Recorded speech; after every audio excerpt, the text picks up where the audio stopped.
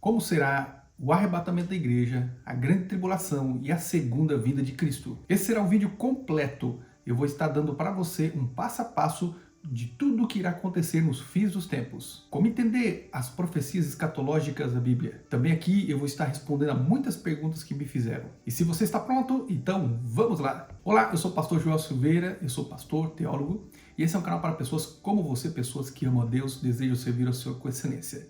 No vídeo de hoje você vai descobrir tudo sobre os fins dos tempos. Então fique comigo, não pule nenhuma parte e seja impactado com o estudo e com o ensinamento de hoje. Muitas pessoas já chegaram até mim e perguntaram: Pastor Joel, mas por que existem tantas visões e tantas interpretações diferentes com respeito aos fins dos tempos? A resposta que eu dei foi a seguinte: é devido às várias escolas de interpretações com respeito aos fins dos tempos. Existem 5 escolas de interpretações com respeito às profecias dos fins dos tempos. A primeira delas é o idealismo. O que eles creem, pastor Joel? Eles não acreditam que as profecias sejam um evento único na história, mas elas podem acontecer várias vezes em vários lugares e de modos diferentes. A segunda é o preterismo. O que eles creem, pastor Joel? Bom, eles acreditam que todas as profecias bíblicas elas se completaram até o ano 70 depois de Cristo. Isso quando Jerusalém e Israel foram destruídas pelo general Tito Romano. O terceiro é o historicismo. No que eles creem, pastor Joel? Bom, eles dizem que o Apocalipse já aconteceu ao longo da história. Quarto é o futurismo. Mas no que eles creem? Dizem que as profecias com respeito aos fins dos tempos ainda não aconteceram. Acreditam que essas profecias elas estejam relacionadas aos tempos do fim. A quinta é a visão eclética. No que eles creem? Bom, esta é a visão um pouquinho mais confusa de todas, pois eles juntam todas as visões e dizem que cada uma delas acontece em tempos diferentes. Bom, e com respeito ao milênio, também surgiram várias escolas de interpretações. E eu vou falar das 5 principais escolas aqui. A primeira é o amilenismo, no que eles creem. Eles, na verdade, não creem em um milênio literal. O terceiro é o pré-milenismo histórico. No que eles creem, pastor Joel? Eles creem que a igreja hoje está vivendo no período do milênio. E ele acabará com a segunda volta de Jesus. Quarto, o pré-milenismo dispensacionalista. No que eles creem, eles acreditam que o Senhor ele organizou a raça humana e a humanidade sobre a face da terra com 7 dispensações: inocência, consciência, governo humano, patriarcal, lei e graça. E após a graça irá dar início ao milênio. Quinto é o pós-milenista. No que eles creem? Bom, eles creem que a igreja hoje esteja vivendo no milênio. Eles acreditam que a segunda vinda de Cristo acontecerá somente no final do milênio. E nós sabemos que praticamente todas as escolas acreditam no arrebatamento da igreja, e nós sabemos que o problema não está no arrebatamento, mas sim na segunda vinda de Cristo, e se a igreja passa ou não pela grande tribulação.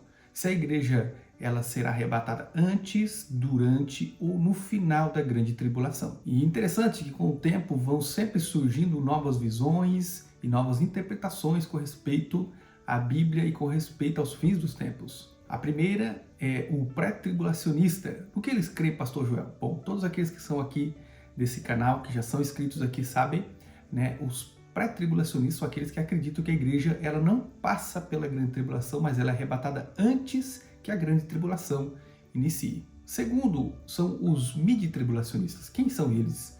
Bom, eles acreditam que a igreja ela passa por 3 anos e meio da grande tribulação.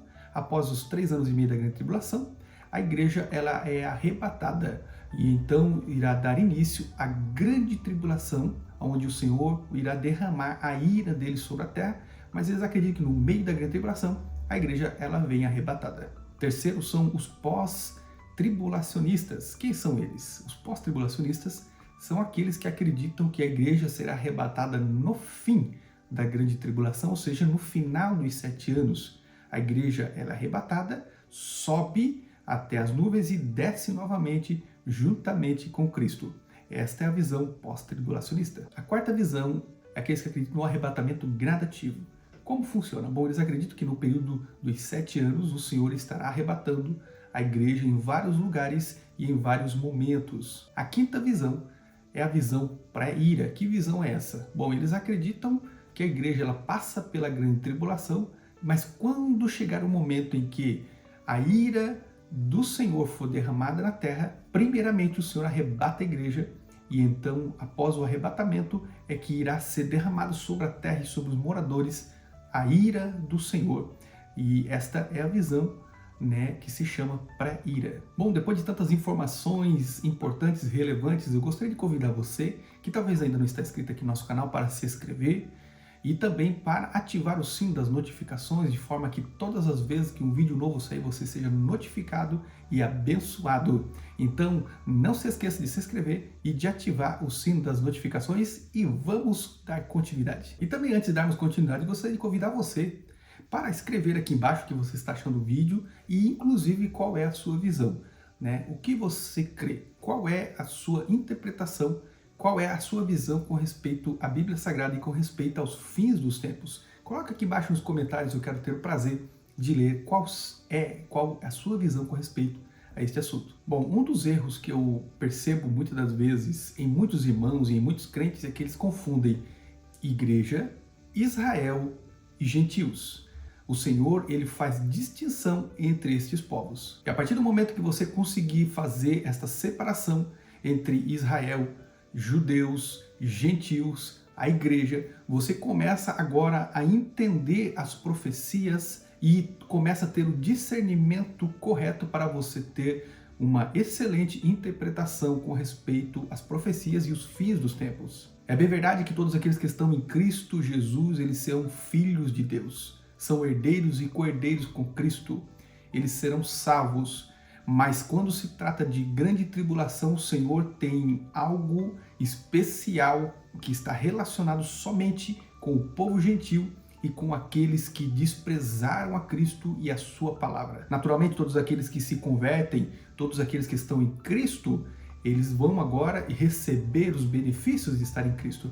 Mas aqueles que estão sem Cristo e são judeus, eles vão receber um tratamento diferenciado no período da grande tribulação. Naturalmente que nós vamos falar um pouco mais sobre esse assunto no decorrer desse vídeo. Antes de darmos continuidade, eu gostaria de dizer que a igreja hoje ela é constituída por judeus e gentios. Nós não somos o novo Israel de Deus, nós somos a igreja, nós somos os filhos de Deus, nós somos aqueles que recebemos a Jesus e nós não somos o novo Israel. Israel, ele continua sendo o mesmo. Ele continua sendo o povo de Deus, aqueles que terão um tratamento especial de Deus. Pastor Joel, mas aonde fala sobre a grande tribulação no Antigo Testamento? No livro de Jeremias, capítulo 30, do versículo 5 até o versículo 7, eu quero ler juntamente com você o que está escrito. Ouvi um grito de terror, um grito de medo e não de paz. Pare e pense, será que um homem pode dar à luz uma criança? Então, por que eu vejo que todos esses homens estão com as mãos na barriga, como a mulher que está com dores de parto? Porque todos estão pálidos. Está chegando um dia horrível. Nenhum outro dia pode ser comparado com ele. Para os descendentes de Jacó, será um tempo de aflição, mas eles serão salvos dela. Tempo de angústia para Jacó, ou seja, para os descendentes de Jacó, que são hoje os israelitas. Então nós sabemos que em todo o Antigo Testamento fala com respeito aos fins dos tempos e das aflições da ira que será derramada nos fins dos tempos sobre os filhos da desobediência. E nós hoje, com todo respeito, nós não devemos ser como os papagaios, que ficamos repetindo o que a gente ouve na internet, mas nós hoje precisamos analisar, precisamos nos aprofundar, precisamos estudar a Bíblia, precisamos entrar em institutos teológicos e precisamos escavar na palavra do Senhor, pois hoje muitas pessoas ouvem as informações e passam as informações, muitas vezes nem mesmo verificam se essas informações têm base bíblicas. E nós também não somos piolho para ficar andando pela cabeça dos outros. Hoje eu e você, nós recebemos de Deus sabedoria, recebemos do Senhor inteligência e nós temos o professor dos professores, que é o Espírito Santo, que nos dá o discernimento e a sabedoria para interpretarmos a Bíblia da forma correta. Bom, nesse momento nós vamos falar um pouquinho sobre as 70 semanas de Daniel. 70 semanas estão reservadas para o teu povo. Daniel, capítulo 9, versículo 24. Pastor Joel, mas o que são as 70 semanas de Daniel? Bom, as 70 semanas de Daniel não são semanas de dias, mas de anos. Levíticos, capítulo 25, versículo 8. No original está escrito assim, 70 setes. Bom, primeiro, o que são as 70 semanas? A identificação começa em Daniel capítulo 9, versículo 24, onde está escrito que 70 semanas estão determinadas. Bom, a palavra semana interpreta-se como semana de anos e não de dias. O número 7 indica a quantidade de dias da semana, porém a palavra dia interpreta-se como ano, ou seja, cada dia equivale a um ano. E 7 dias multiplicado por 70,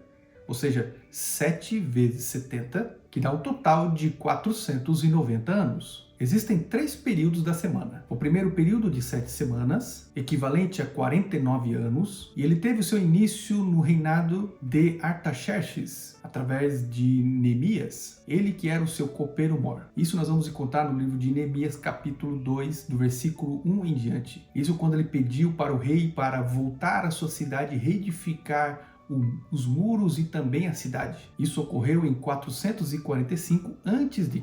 Isso foi quando foi dada a ordem para restaurar, reedificar e reconstruir Jerusalém. Livro de Daniel, capítulo 9, versículo 25. O segundo período é de 62 semanas, equivalente a 434 anos. Refere-se ao tempo do fim do Antigo Testamento até a chegada do ungido, do Messias. E nesse período, o ungido, o Messias, ele seria ultrajado, seria humilhado e também ele seria morto pelo seu próprio povo. Daniel capítulo 9, versículo 26. Esse período ele se cumpriu até o ano 32 depois de Cristo. Isso quando o ungido ele foi ultrajado, ele foi morto pelos judeus em Israel. Até então, 69 semanas, ou seja, 483 anos se cumpriram. O terceiro período abrange uma semana de 7 anos, conforme está escrito no livro de Daniel, capítulo 9, versículo 27. Porém, ali nós veremos misteriosamente um intervalo que acontece. Este que é o intervalo profético na sequência natural das 70 semanas. E esse tempo é identificado como o tempo dos gentios, ou seja, o nosso tempo. E nesse período se destaca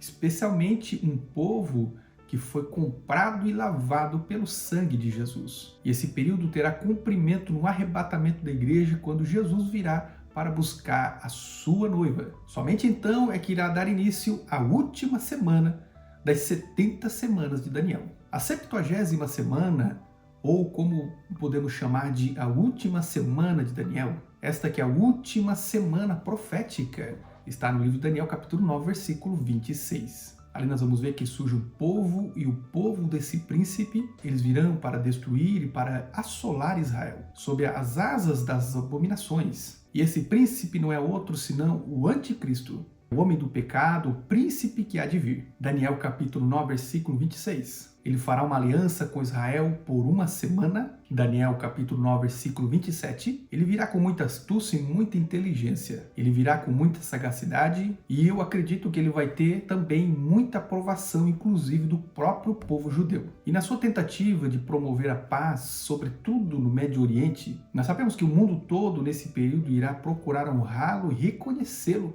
porque ele está conseguindo trazer uma paz aonde praticamente é impossível ter paz. Basta que aí você hoje olhe para o Médio Oriente e nós vamos ver guerras que estão acontecendo, inclusive agora, neste exato momento, entre Israel e Palestina, entre a Ucrânia, entre a Rússia. As nações estão em um clima muito perigoso nesses dias que estamos vivendo. O anticristo também vai se levantar com uma grande força na política mundial. Este que é o chifre pequeno e que surge no meio de 10 chifres grandes, no terrível animal que aparece no livro de Daniel, capítulo 7, versículo 8. Porém, em um breve período de tempo, o anticristo ele rompe, ele quebra essa aliança que ele tinha feito com Israel na metade da semana, ou seja, depois de 3 anos e meio ele desfaz a aliança e a partir desse momento então este príncipe ele começa o período da grande tribulação. 2 Tessalonicenses capítulo 2 versículo 4, Apocalipse capítulo 13 do versículo 8 até o 15. A grande tribulação não está reservada para a igreja de Jesus Cristo, mas sim para os judeus,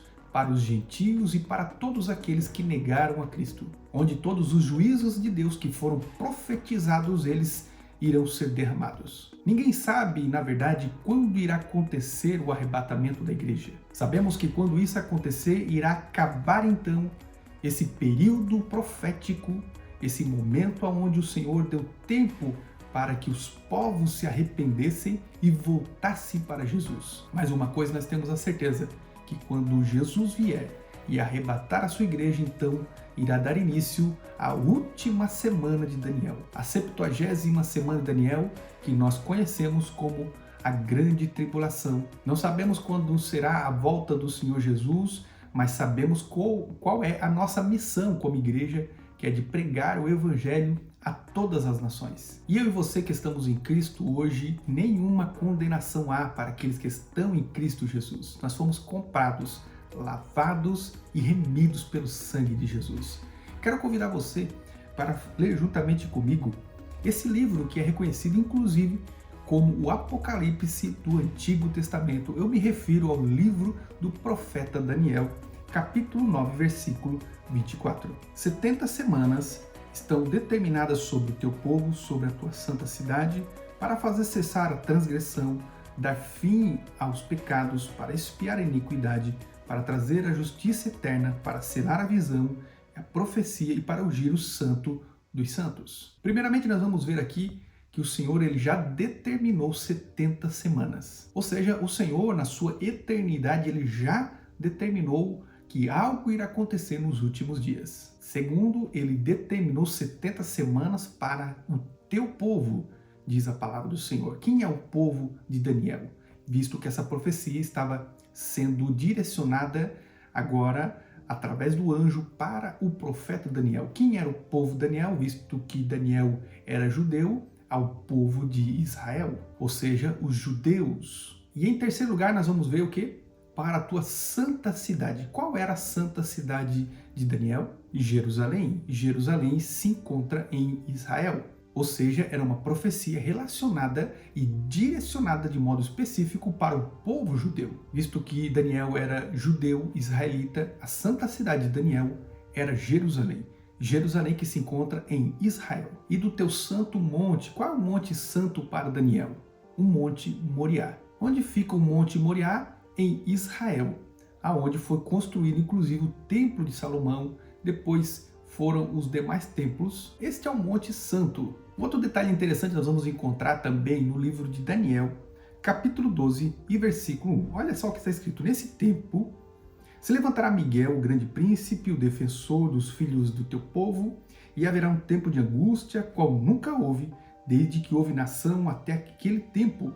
Mas nesse tempo será salvo o teu povo, todo aquele que for achado escrito no livro. Olha só que texto interessantíssimo. Então nós podemos ver que haverá um tempo como nunca houve nos últimos dias. Um tempo de angústia, um tempo de luta, de dificuldades. E esse tempo é chamado também de angústia de Jacó. E haverá um tempo de angústia como nunca houve antes. Porém, nesse tempo será salvo o teu povo, ou seja, todos aqueles que forem achados escritos no livro. Bom, que livro é esse, Pastor Joel? Alguns detalhes interessantes que eu gostaria de comentar nesse versículo. No último tempo, então, haverá um tempo de angústia como nunca houve. Isso desde que o mundo foi formado até aqueles dias, nunca houve um tempo como este. Porém, nesse período, um povo, ele será salvo. Que povo é esse? O próprio anjo disse, o teu povo, ele será salvo. E quem é o povo de Daniel? Os judeus, os israelitas. Mas quem são esses, Pastor Joel? Aqueles que estiverem os seus nomes escritos no livro. Que livro é esse, Pastor Joel? O livro da vida, o livro do Cordeiro de Deus que tira o pecado do mundo. Ou seja, na minha interpretação, todos os judeus que receberem Jesus são esses que serão salvos desse período de grande aflição que há de vir sobre todos os moradores da terra. Então, aqueles que serão encontrados escritos no livro serão salvos, está se referindo ao livro da vida, o livro que eu e você estamos escritos nele. Então, o povo de Daniel que será salvo são aqueles que receberem Jesus. Esses sim é que não irão passar pela grande tribulação, mas todos aqueles que não estiverem com seus nomes escritos no livro da vida passarão por esse grande período de aflição como nunca houve, que é também conhecido como grande tribulação. Bom, Pastor Joel, mas como está dividida a grande tribulação? Bom, a grande tribulação ela está dividida em duas partes principais. O período primeiro, o primeiro período, ele é chamado de princípio de dores. O segundo é chamado de grande tribulação. Bom, aqui respondendo algumas perguntas que me fizeram, inclusive quero responder uma de modo específico, afirmaram, escreveram inclusive nos comentários dos meus vídeos, dizendo que as 70 semanas de Daniel já se cumpriu. A pergunta é, realmente as 70 semanas de Daniel se cumpriram? E eu agora quero provar para você que as 70 semanas de Daniel ainda não se cumpriram.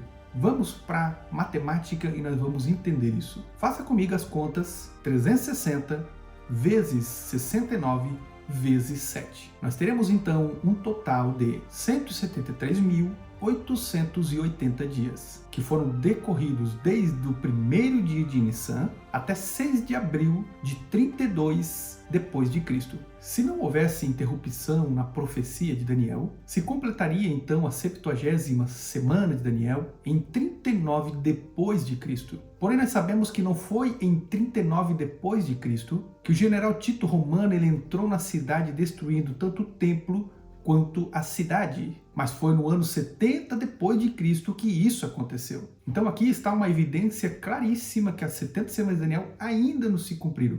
Usando a matemática, nós entendemos que seria impossível que as 70 semanas de Daniel já tivesse se cumprido. Alguns detalhes interessantes que eu gostaria de passar para você aqui. Alguns eventos que não foram mencionados por Daniel. E todos esses eventos eles estão dentro do intervalo profético de Daniel. Eles foram então mencionados por Cristo. Primeiro, cairão a fio de espada. Isso aconteceu no ano 70 depois de Cristo. Segundo, serão levados por todas as nações. Isso também aconteceu no ano 70 depois de Cristo. Terceiro, até que o tempo dos gentios se completem.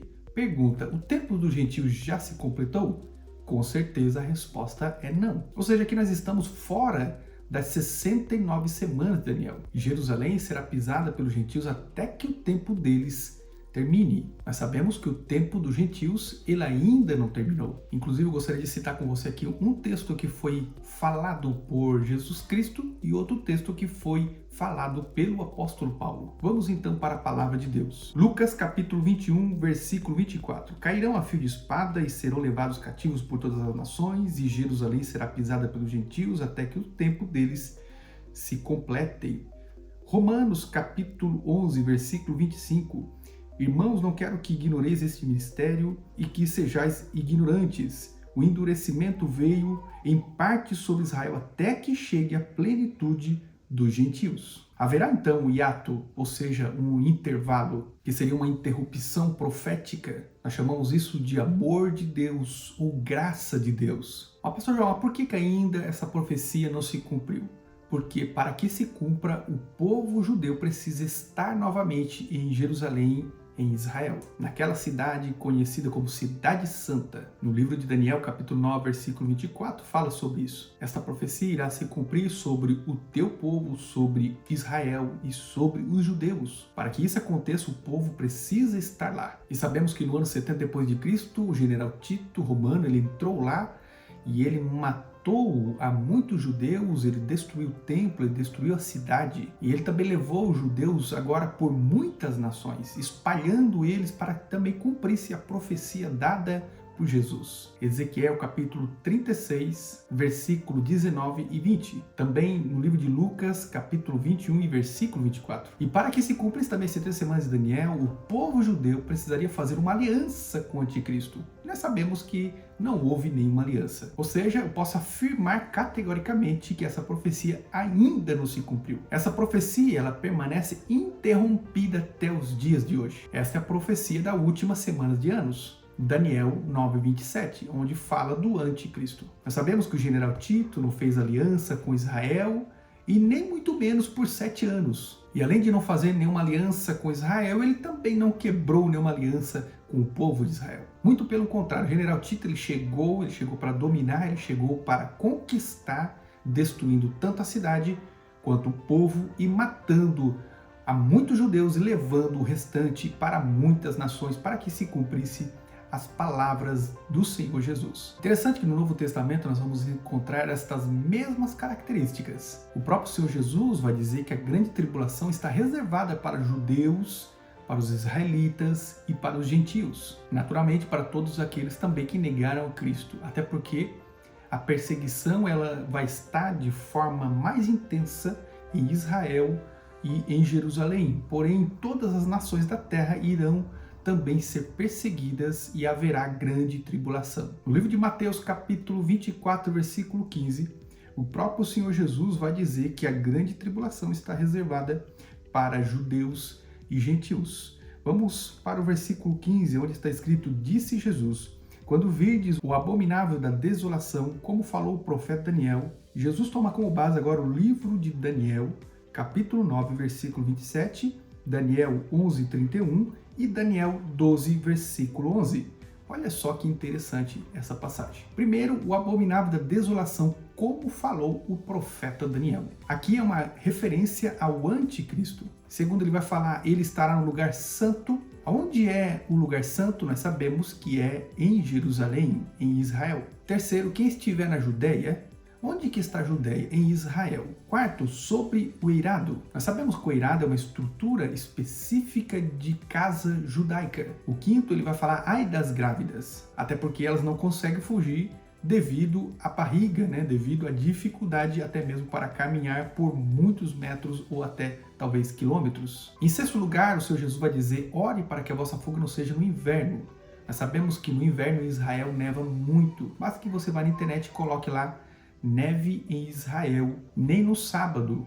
Como vocês sabem, o judeu ele não pode caminhar mais do que 2 quilômetros no dia de sábado. Então, por isso, o Senhor está dizendo, ore para que a vossa fuga não seja no dia de sábado. Ou seja, aqui o Senhor Jesus ele está ensinando ao seu povo, ao povo judeu, como fugir no período da grande tribulação. E aqui nós entendemos que ele não está falando com a igreja, mas ele está falando com o povo judeu e de forma específica com eles. Jesus poderia usar essa expressão, quem estiver nas nações, fuja para as montanhas, fuja para os lugares desertos, mas não, ele vai falar quem estiver na Judéia, quem estiver nesses lugares, escape, você que está aqui, e ele fala de forma específica, dá detalhes ao povo judeu. Bom, nós vamos desvendar um pouco agora o livro de Apocalipse. No capítulo 1 de Apocalipse até o capítulo 4, nós vamos ver a Bíblia citar a palavra igreja por muitas e muitas vezes. E depois interessante que do capítulo 5 de Apocalipse até o capítulo 19,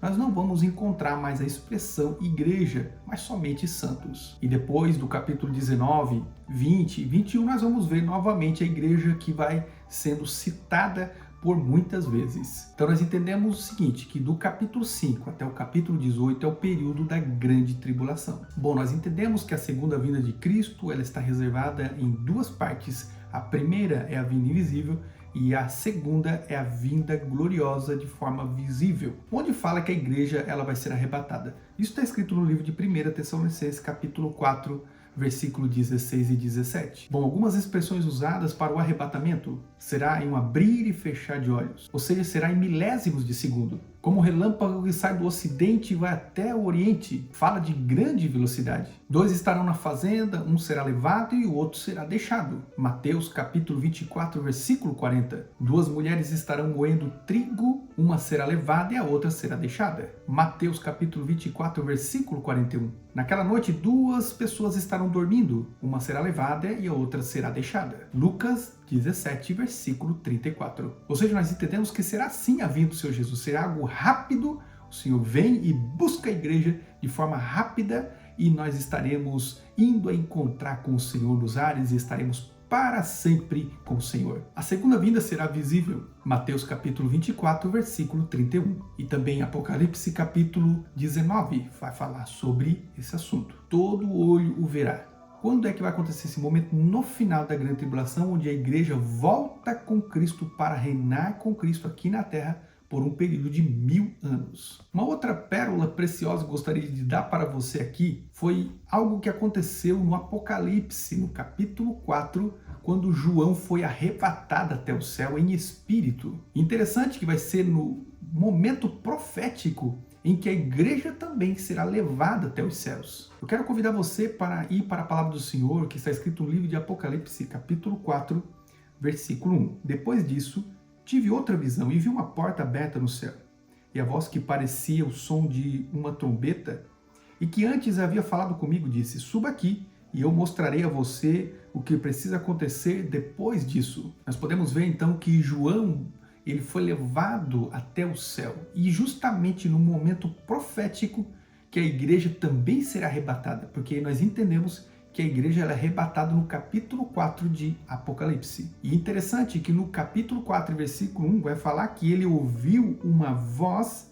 que parecia uma voz de trombeta. E a voz falou para ele, suba aqui que eu vou mostrar o que há de acontecer depois disso. Nós entendemos que aqui é uma figura, aqui é justamente um momento profético que a igreja também será arrebatada, onde nós também teremos os nossos corpos glorificados e transformados, porque haverá um grito de comando e a voz do arcanjo e o som da trombeta de Deus, então o próprio Senhor descerá do céu e aqueles que morreram crendo em Cristo ressuscitarão primeiro.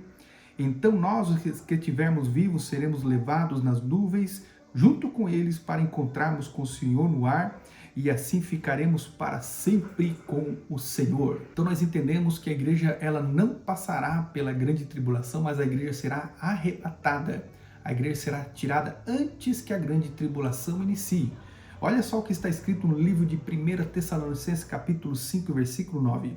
Deus não nos escolheu para sofrermos o castigo da sua ira, mas para nos dar a salvação por meio de nosso Senhor e Salvador, Jesus Cristo. Um dos segredos para uma correta interpretação do sermão profético de Jesus, que se encontra no livro de Mateus capítulo 24, é saber também que outros evangelistas descreveram o mesmo evento, o mesmo sermão, no mesmo dia. Interessante que os outros evangelistas vão encontrar também outros detalhes que Mateus não descreveu. Como faço então, pastor Joel, para ter um discernimento correto e uma interpretação certa, então, de como serão os eventos do fim? Nós precisamos juntar todos os evangelhos e assim nós vamos ter uma completa e uma perfeita interpretação do que o Senhor Jesus quis dizer. No livro de Mateus, capítulo 24, fala do sermão profético.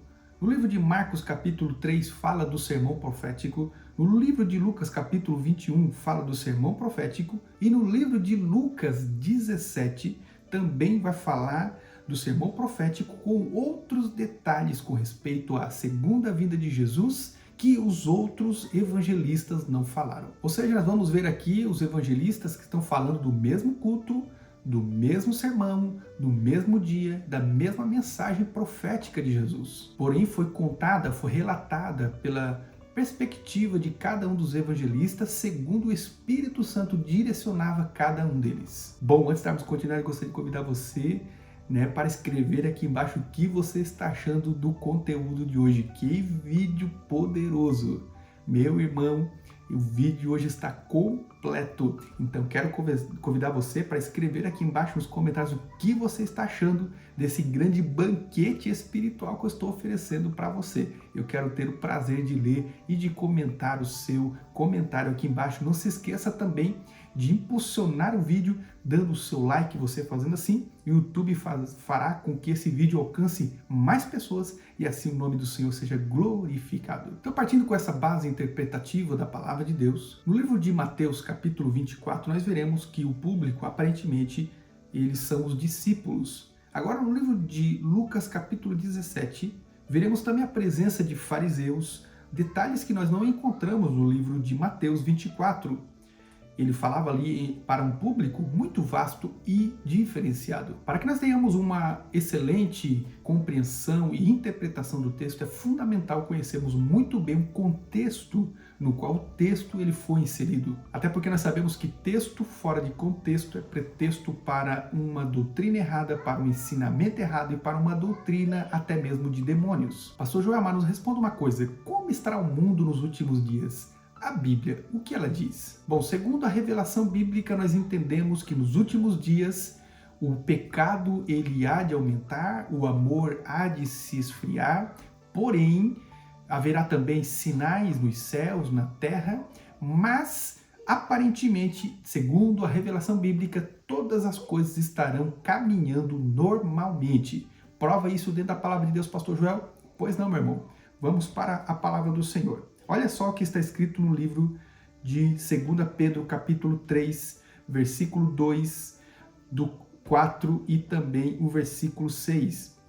Diz que nos últimos dias haverão escarnecedores falando onde está a promessa da sua vinda, porque tudo está como desde o princípio. O texto diz claramente que nos últimos dias surgiriam escarnecedores. Esses escarnecedores fariam zombarias, dizendo: onde é que está a promessa que vocês falaram da vinda de Jesus? Eles vão dizer: porque tudo está como desde o começo. Ou seja, no fim dos tempos as pessoas estarão vivendo normalmente. Aí você pode dizer: mas isso não é algo positivo, pastor João? Não, na verdade não, porque fala que nós poderemos ser pegos de surpresa. A própria palavra do Senhor diz que ele virá como ladrão no momento que ninguém espera. Meu irmão, não acabou, fica aqui porque tem muito mais. Olha só, Mateus capítulo 24, versículo 37 e 38 vai falar o seguinte: assim como foi nos dias de Noé, comiam, bebiam, casavam, davam-se casamento, até que Noé entrou na arca, destruindo o mundo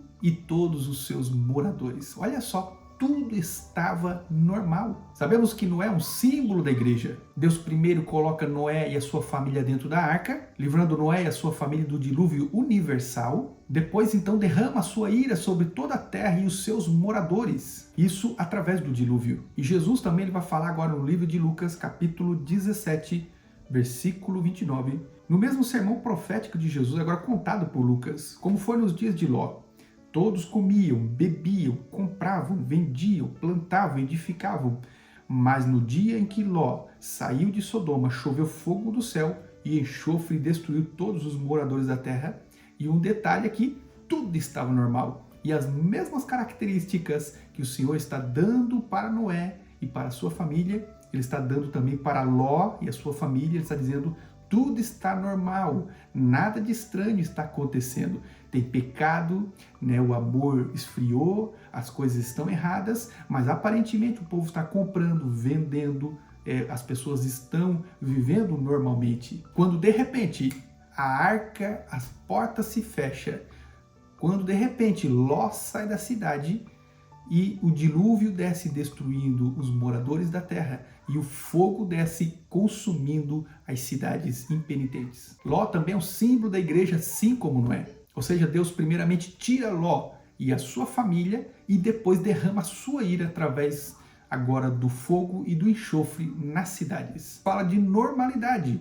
Eu não vou ver aqui os 7 selos, eu não vou ver aqui as 7 trombetas, eu não vou ver aqui as 7 taças da ira de Deus que estão sendo derramadas. Muito pelo contrário, eu vejo aqui pessoas vivendo normalmente. No pecado, sim.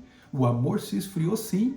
Coisas erradas estão acontecendo, mas tudo está passando, todos estão vivendo, as coisas estão acontecendo normalmente. De repente, o Senhor Jesus vem e arrebata a sua igreja e leva de forma rápida a igreja para ir morar com ele. Assim será a vinda do Senhor Jesus quando ele vier para arrebatar a sua igreja. Quando ele voltar para arrebatar a sua igreja, ele primeiramente arrebata o seu povo e logo após ele então começa a derramar a sua ira a todos os moradores da terra. Meu irmão, para você que chegou até aqui, eu quero agradecer a sua presença e quero convidar você para escrever aqui embaixo no comentário: eu cheguei até aqui. Assim eu vou saber que você chegou até o final do vídeo. Que Deus abençoe a sua vida, a sua casa, a sua família. E um forte abraço a todos e nós nos vemos no próximo vídeo. Não se esqueça de deixar aqui embaixo o seu like, o seu comentário e também a sua inscrição, caso você não seja inscrito. Também não se esqueça de compartilhar esse vídeo com seus amigos e vamos fazer o reino de Deus crescer na terra.